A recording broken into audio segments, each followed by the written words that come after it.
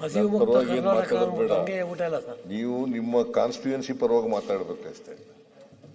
ಈ ರಾಜ್ಯದ ಪರವಾಗಿ ಮಾತಾಡಬೇಕು, ರಾಜ್ಯದ ಜನರ ಪರವಾಗಿ ಮಾತಾಡಬೇಕು, ಸಮಾಜದ ಪರವಾಗಿ ಮಾತಾಡಬೇಕು, ಸಮಾಜಮುಖಿಯಾಗಿ ಮಾತಾಡಬೇಕು. ಅಷ್ಟು ಮಾತಾಡೋದು ಸಾಕು. ನನ್ನ ಪರವಾಗಿ ಮಾತಾಡೋದು ಬೇಕಾಗಿಲ್ಲ, ನನ್ನ ಹೊಗಳೋದು ಬೇಕಾಗಿಲ್ಲ.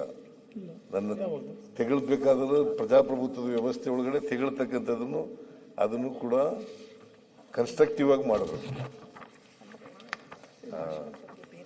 ಈಗ ಮಾನ್ಯ ಅಧ್ಯಕ್ಷರೇ, 2 ಗಂಟೆಗೆ ಸೇರೋದು, ಮತ್ತೆ ನಾ 2 ಗಂಟೆಯಿಂದ 4 ಗಂಟೆವರೆಗೆ ಇಲ್ಲಿ ಮಾಡ್ತೀನಿ, ಆಮೇಲೆ ಅಲ್ಲಿ ಹೋಗಿ ಮಾಡ್ತೀನಿ.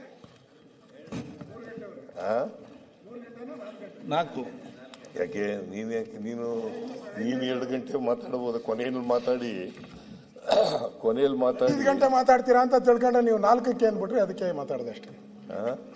5 ಗಂಟೆವರೆಗೂ ಮಾತಾಡ್ಬೋದು. ಮಧ್ಯೆ ಗಲಾಟೆ ಮಾಡ್ತೀರಾ? 5 ಗಂಟೆ ಮಧ್ಯೆ ಗಲಾಟೆ ಮಾಡ್ತೀರಲ್ಲ. ಓಕೆ ಮಾನ್ಯ ಅಧ್ಯಕ್ಷರೇ, ಈಗ ಅರ್ಜೆಂಟ್ ಮಾಡಿ 2 ಗಂಟೆಗೆ ಸೇರೋದ ರೀತಿ ಮಾಡಿ ಅಷ್ಟೇ. ಈಗ ಅದೆಲ್ಲ ಸದಸ್ಯರು ತಾವೇನು ಹೊರಗೆ ಹೋಗಬೇಡಿ, ಊಟ ಇಲ್ಲಿದೆ ನಿಮಗೆಲ್ಲವೂ ಕೂಡ. ಇಲ್ಲೇ ಊಟ ಮಾಡಿ ಇಲ್ಲೇ ಇದ್ದು ಕರೆಕ್ಟ್ ಟೈಮಲ್ಲಿ. ಈಗ ಬೆಲ್ಲಾದ ತಕ್ಷಣ ಕೂಡ ಎಲ್ಲ ಕೂಡ ಕೋರಮ್ ಹಾಕಬೇಕು. ಸಭಾಧ್ಯಕ್ಷ, ಈಗ ಆಗ್ಲೇ ಮಹಾತ್ಮ ಮತ್ತೆ ಆಯ್ತು, ಮತ್ತೆ ಮಾತಾಡಿ. ಕೇಳಿದ ಈಗ ಸದನವನ್ನು 1 ಗಂಟೆ 45 ನಿಮಿಷಕ್ಕೆ ಮುಂದೂಡಲಾಗಿದೆ.